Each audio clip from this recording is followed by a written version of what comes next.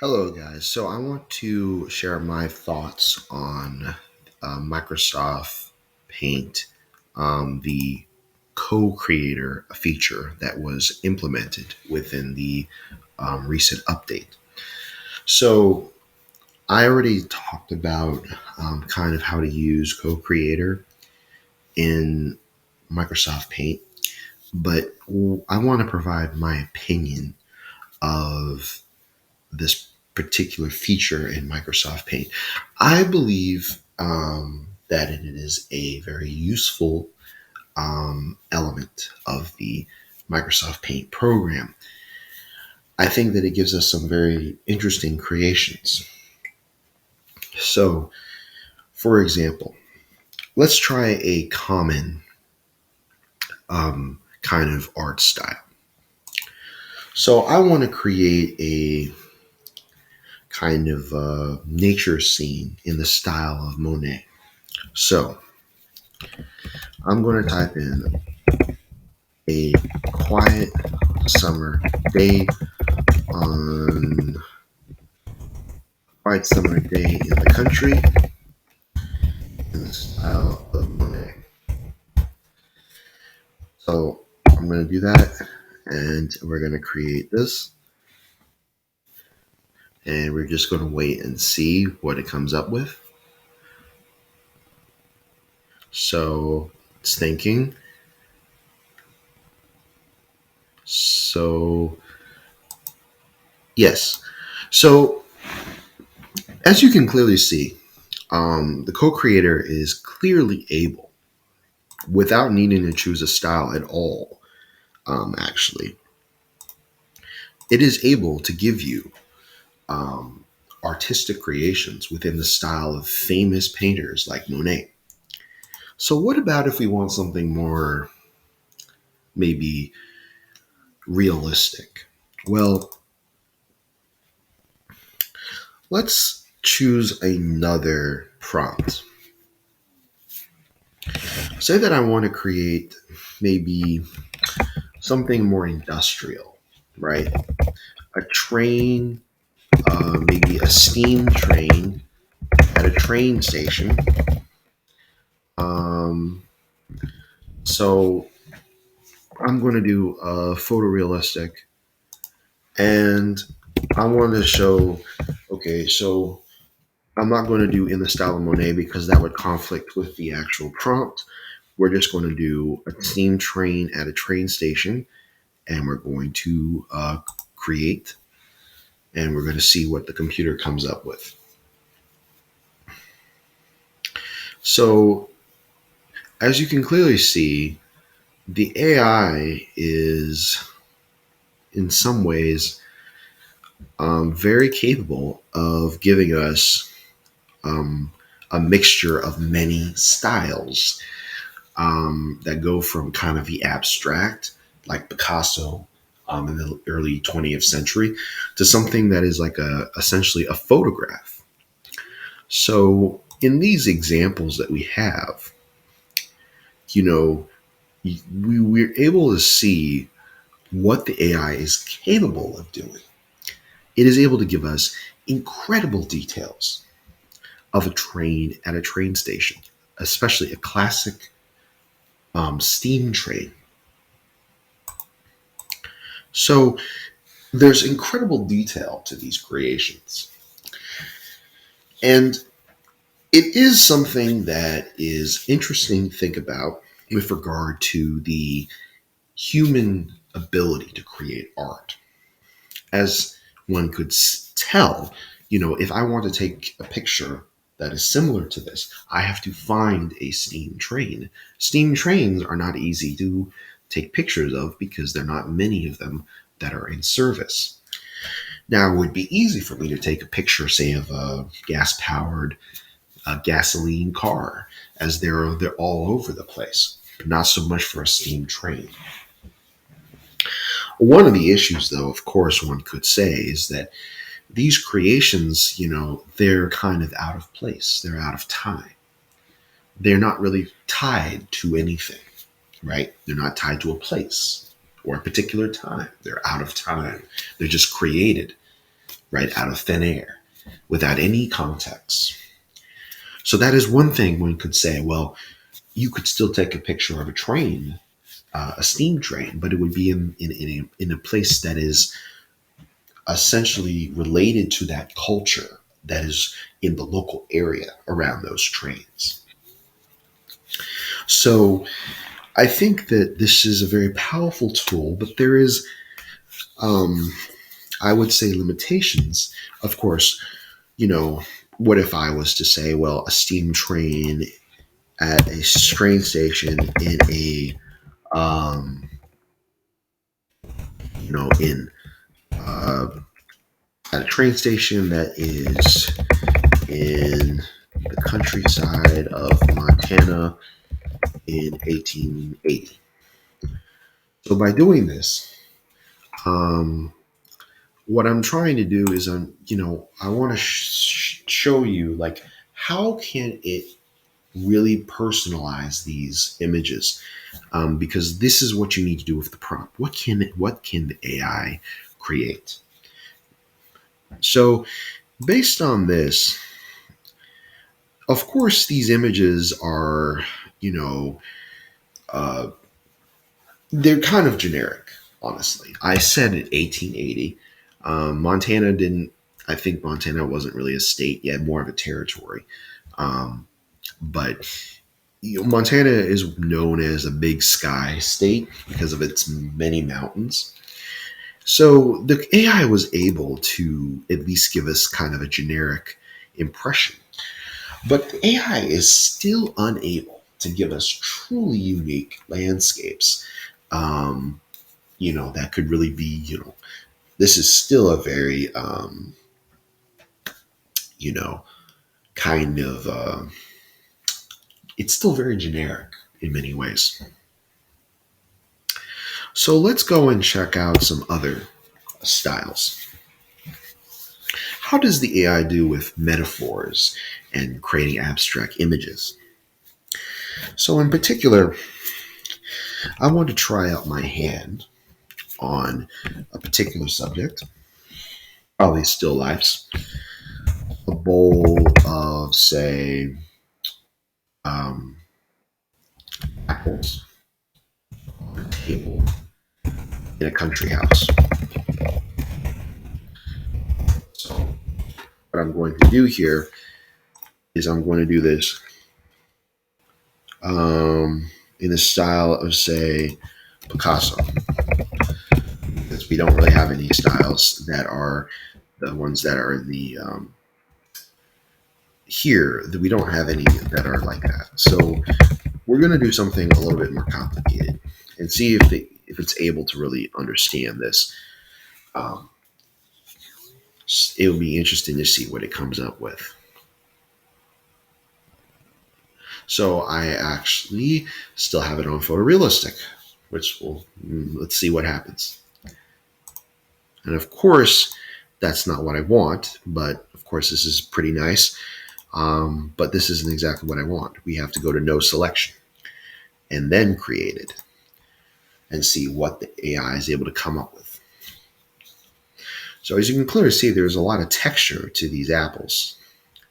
But we want to have something that isn't photorealistic. So I said that I wanted it in the style of Picasso, but clearly it didn't really understand what I was talking about because Picasso's art didn't look like this at all. It was a lot more metaphorical. So maybe what I'm going to do is maybe I misspelled his name, or I don't know, a bowl of apples in an abstract style of the 1900s. So let's see what happens. So maybe this time around it will create it.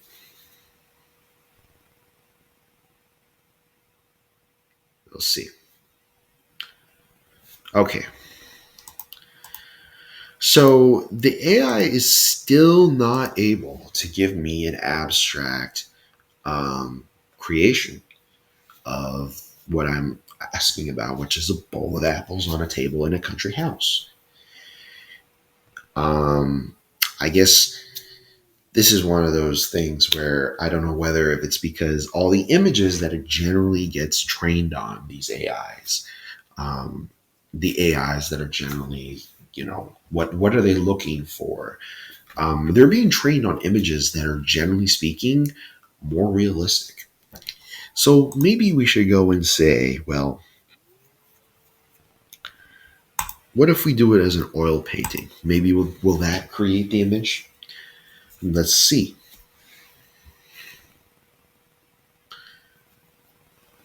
So this should be very interesting.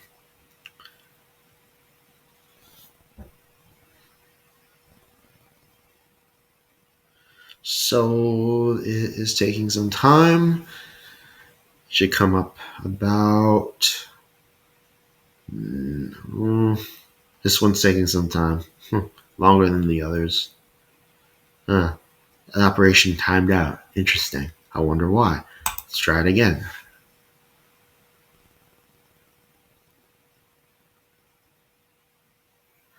I wonder if it's because it doesn't know how to do abstract art. It's probably hard for the AI because it doesn't have a lot of examples. Okay. So this is kind of closer to what I want, but it's not Picasso's style.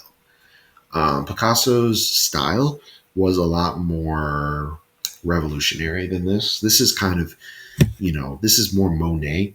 And I think the reason is because I think with Picasso's art, you kind of have to, especially with the art that he generally makes. I don't know if it's because his art is so metaphorical and so abstract that it's really hard for the AI to kind of grasp exactly what it is creating. Whereas Monet's art has more grounding in the real world, in real things, and the geometry makes sense instead of it being something that's, just throwing paint, like Pollock's paintings, for example. Um, you know, it seems like to me, the more abstract the art is, the harder it is for the AI to create it. That's what it seems like to me. So let's move on to kind of like landscapes and crowd scenes. So, one of my favorite historical topics is on the Byzantine Empire. So, I'm going to see if it can create something. So, Byzantine senators in the Byzantine Senate. Um, so, dating amongst themselves in the age of Justinian. So this is not going to be particularly. There is no. This is one of those confusing parts. Like there's more examples of abstract art than there's of this, but for some reason, I I believe it will create this. So I don't know. We'll see.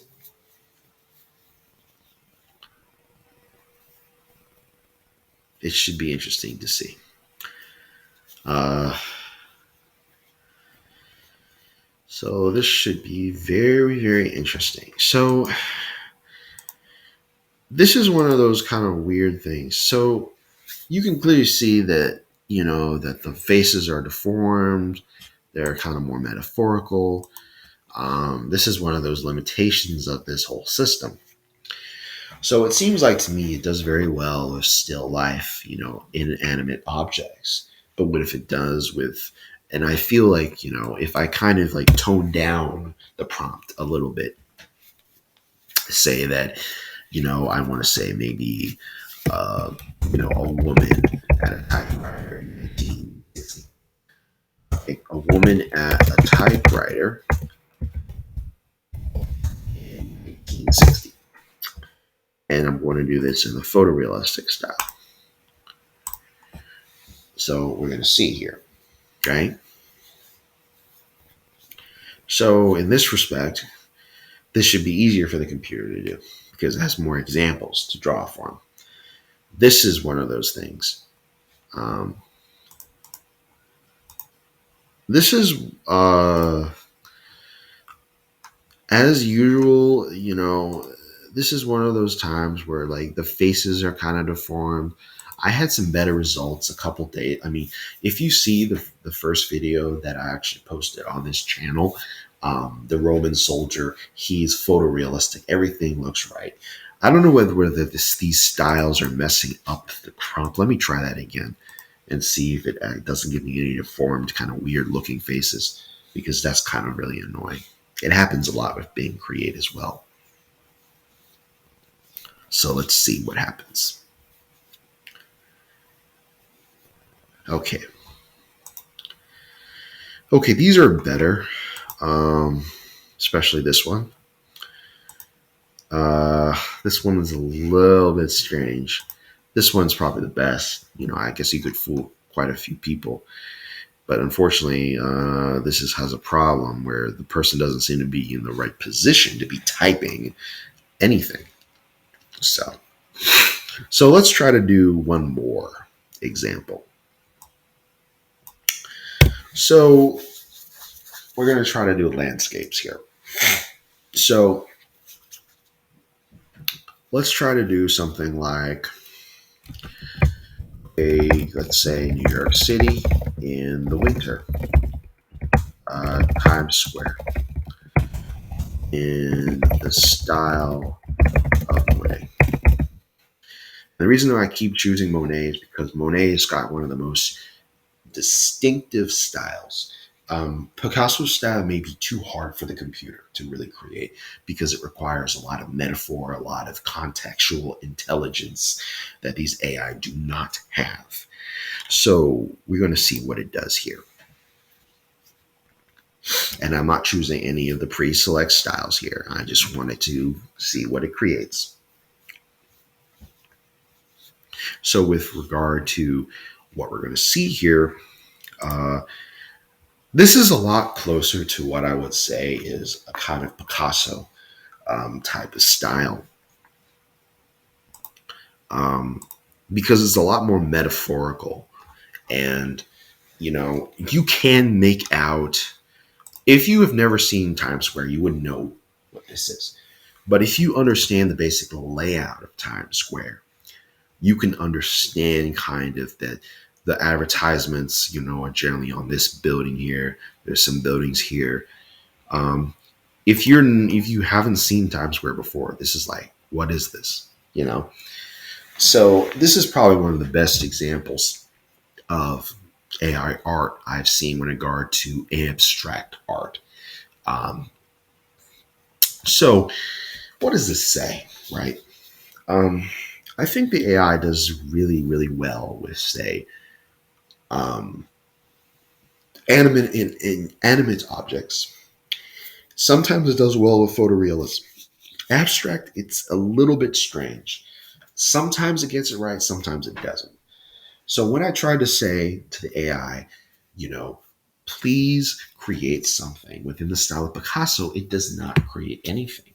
But if I say within Monet, it does. And especially something like maybe the more examples, the more photographic evidence that we have of a certain thing, well, maybe that means the AI is better trained to create this abstract art.